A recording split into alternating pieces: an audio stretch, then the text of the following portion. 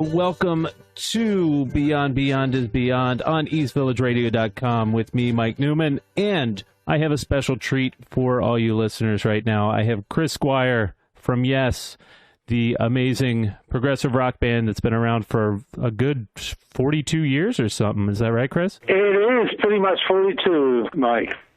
Well, welcome to the show. Glad to have you today. Yeah, nice to be here. So the tour is starting February 2nd in upstate New York, I see.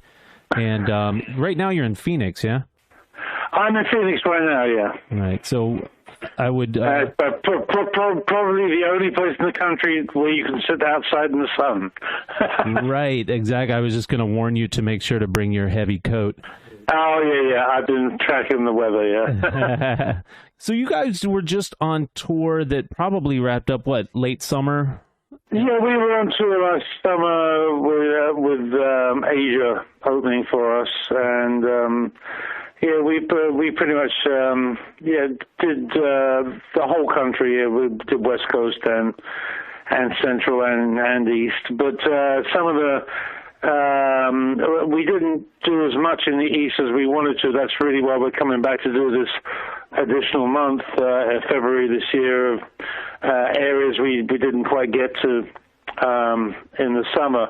And since then, of course, we've been to Europe and done a pretty extensive European tour of a lot of the continental countries, as well as the UK and Ireland. And so during the course of that, we added some music that we weren't playing in the summer. So we figured it was a good idea to just come and, just do this final go-round on the East Coast mainly before, we get into studio kind of mode, and because we're looking at making a new album next year. Oh, that's amazing news. And yeah, that's good. I noticed it on the tour. You're in New York a couple dates, and also New Jersey, all kind of keeping it tri-state for about 4 dates there, so that's good. Yeah. So you are planning on going into the studio, and you will be recording with Benoit, right? Benoit and Oliver, yes, and Steve Howe and Aaron White, of course. Right, and so have you been writing stuff yourself? I know that you write a lot of the music. Who's been writing a lot of lyrics? Yeah, well, I write lyrics too, and we were over in England. When we were September, and we got together September, October-ish, and Steve and myself got together with Oliver Wakeman, and we started putting together, CDs of potential new album ideas, and so I'm going to be working on those during the month of, this month actually, and then as you know, we're getting together in February, and we'll be discussing it more, and then for March we'll be looking to putting together an album. Sounds good. So what are your hopes for to release an album by the end of the year? Well, it depends. I'd like to try and take a good shot at it in March. April, May, and see where we're at then. See if it's, you can never really tell when you're making new music if it's going to be a fairly swift process or it's going to take a little longer. I've been involved with both kinds of projects, so you never really know. But I like to give it a good shot of energy, in the spring, and see where we're at, and it may be ready for the end of the year, maybe ready earlier than that. We'll see. Right. Yeah, I guess it would take a while if it was going to be a Tales from Topographic Oceans follow-up. I doubt it's going to be that. Yeah, I really doubt that. But you never know. Right, exactly. So it seems that everybody is reacting positively to Benoit as filling in for John Anderson on vocals. Yeah. That's going over well? Yeah, it seems to be. I mean, from my point of view, I'm really think he gets better all the time at fulfilling that role, and he has a pretty good stage presence that people seem to enjoy, and he seems to be improving all the time. And Oliver, of course, is doing a great job with the keyboards, and I think one of the things about the whole level that Yes is performing at the moment is that it's really quite polished and quite high, really. That's one of the reasons why we wanted to just do this February tour, is so we could bring back the band from Europe in a very polished state, and people could see Yes playing at a very good level. Yeah. Yeah, it does seem like it's high energy, like the band might be revived right now. It's a good time to, I guess, get on the road before you get into the studio and bring some of that energy. Exactly, yeah. That's great. And Oliver even seems to have his father's stage presence a little bit, maybe minus the cape, or is he wearing capes?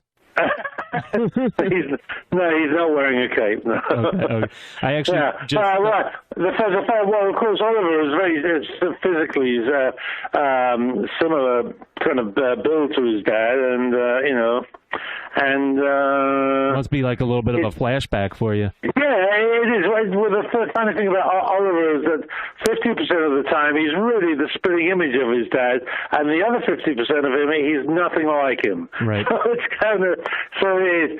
kind of good. He's a pleasure to work with. That's what I can say. Right, and the flashbacks only last 50% of the time. Then, so. I see that John Anderson's been doing some solo dates on his own. Are you pretty much just set to move forward with Benoit? Is there any plans to get back with John? I know he probably has a limited touring ability. Well, yeah, the thing is that, yes, John is doing some odd things here and there. It's just, I've never closed the door on working with John or Rick, for that matter, again. Right.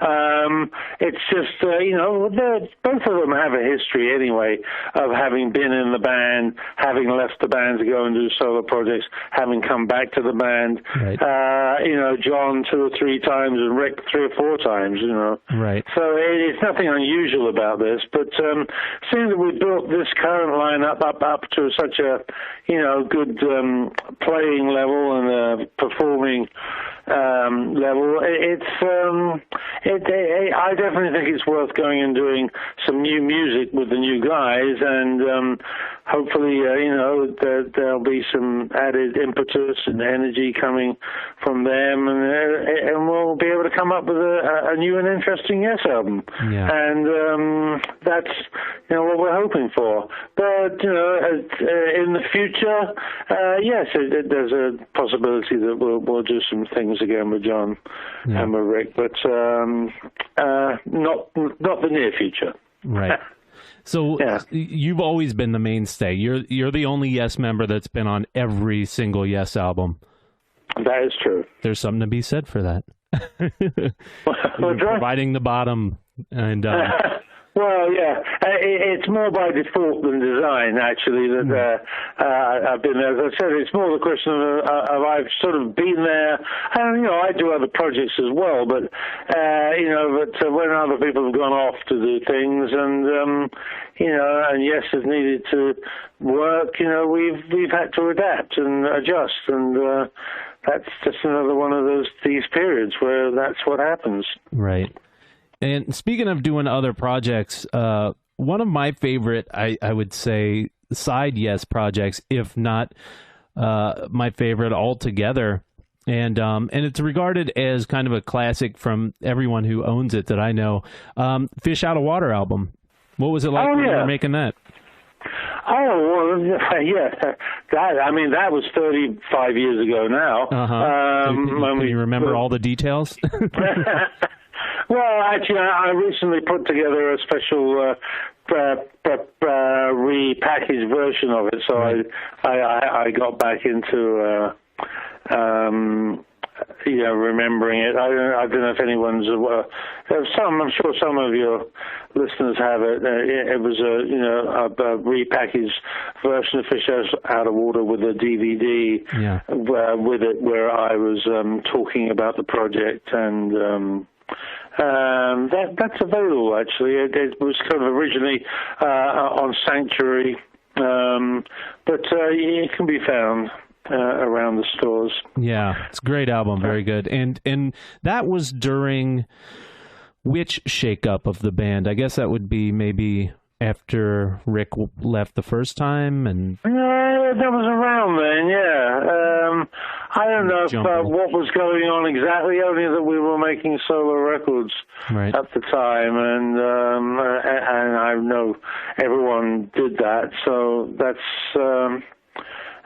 74, 75, around that time. Yeah, that just happens to be the one that another DJ here at East Village Radio and I both regard as one of the top Yes projects ever, for sure. So thank you very much. Yeah, definitely. Kudos. So you mentioned changing up the set list for this tour a little bit. What kind of songs are you adding?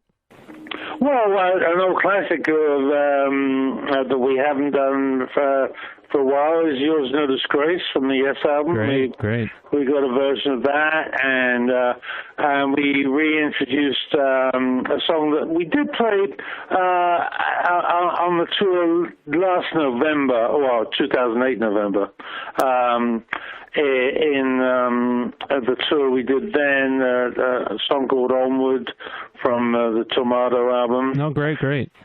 And what else are we doing? We're doing South Side of the Sky, took from Fragile. We added that into the show. Perfect. So we changed some of the order of the songs around. So, and Heart of the Sunrise we're doing a version of. So it's going to be an interesting set. Great. Yeah, it sounds really interesting. Yeah. So, you know what? I also wanted to bring up another side project from the early 80s. How was it to work with Jimmy Page? Oh, the XYZ project? Yeah. People always ask about that. It's just such an interesting period leading up, like right before 90125. There's, you guys playing with Jimmy Page, you and Alan, right? Yeah, that's right, yeah. Formerly known as XYZ. That was something we were doing. Jimmy it hadn't been long since John Bonham had passed away, and Jimmy wanted to get back into doing something musically, and we happened to be living in the same area at the time, so we got together and started just jamming, really. And I brought in some songs, and Jimmy was just happy to be playing again, I think, at the time. Because I think all those guys were pretty upset about John Bonham passing, and of course, Robert Plant was supposed to come and be involved in that project as well, but I think it was all a bit too early for him. Right. To get back in the saddle, so that didn't occur, and so that's probably one of the reasons why it didn't get pursued any further. But Plant's holding up a lot of projects, isn't he? He did what? Plant is holding up a lot of projects, isn't he? Yeah. He's a bit classic of that. Yeah. Come on, this Zeppelin thing could make billions of dollars. What are you doing? I know. Well, it's something or other. Yep. Something or other. Anyway, so we did that project, and then as I said, that kind of came to a bit of a stalemate, really, in a way that we. Wasn't going to progress without Robert, so we didn't. Right. And then, that's when I got met Trevor Rabin, and we started working on 90125, basically. So and that worked out great, too. Yeah. Great chapter. Yeah. And what's with, I was just listening to the song Big Generator from Big Generator album, and I wondered, why is that the only album that hasn't been re-released? hasn't been re-released. I don't know. I think all the other ones have been reissued. Every other Yes album. I have no idea why not. Well, you better look into that. I don't know. I don't know quite who's in charge of that side of marketing at WEA anymore. Whether it's Rhino, it seems to change all the time. Right. Over there, so it's hard to pinpoint who's actually in charge of that stuff. But yeah, I know they were asking for something recently, but I didn't know that Big Generator had been excluded from that. I will make an inquiry for you. Well, thank you very much. All right. That one would be a good one to have, with some extra bonus material at the end, remastered kind of thing. Because that was actually sonically a really good album, just like 90125 was. Yeah. Thank you. Thank you. Definitely. Great. And you know what? Am I thinking right when I was thinking that Yes had opened for Cream's farewell tour? Cream's farewell concert. Or was that just a couple dates? Cream's farewell concert back in 1969, I'm thinking, at the Albert Hall in London. Yeah, Yes was an opening act on that show. Yeah. Okay, so it was it was an individual show. And, just one show, and I believe Rory Gallagher's Taste were also on it. Wow. Yeah, so I'm not quite sure who played first or who played second, but anyway. Sounds like a nice bill. I think there were 3 acts on that show, and I think that was what it was. Well, that sounds like a very good bill. Yeah. I also wanted to ask you about, is there any new music that you're listening to that might surprise listeners? I was pretty much Lady Gaga. I pretty much, I love Lady Gaga, yeah. No, I mean, I have XM radio in my car, and every now and again I'll just put it onto the top 20, channel 20 station, and just to hear what the actual authentic American top 20 is these days. So it's good. I even heard a Miley Cyrus song I thought was good on there, which I wouldn't normally expose myself to listening to, but right. But a lot of the production, of course, is so good. It's hard to tell one artist from another, of course, because the electronics tend to dominate all the vocal sounds. But so I check in on that, and and I go and see bands I like. I went to see the No Doubt, rejoining their reuniting tour, and I thought that was really fabulous. Oh, wow, yeah. Yeah, really, really. I mean, I love that band. I don't know, Chili Peppers I saw when I was back in London. Right. 2 years back, and they were fantastic. Although I've been told that they're no longer going to be making albums. Is that right? Well, you know what? Yeah. I just heard that they replaced the guitarist. But maybe that's what it is. Yeah, I'm friends with John, the guitar player, and he told me. Oh, he won't be making. He won't be. Right. Which I think is strange because they are a great 4-piece band, and they all seem to be very sympathetic to each other. So I guess I don't know. I guess it could be good for someone else too. So let's see. Right. So, I'm going to let you go here soon, but one more question for you. Next to Chris Squire, who's the best bassist in rock? Well, that's an unfair question. I couldn't tell you. Only you. No one else really matters, do they? Okay, yeah, we'll settle for that as not. There is nobody else.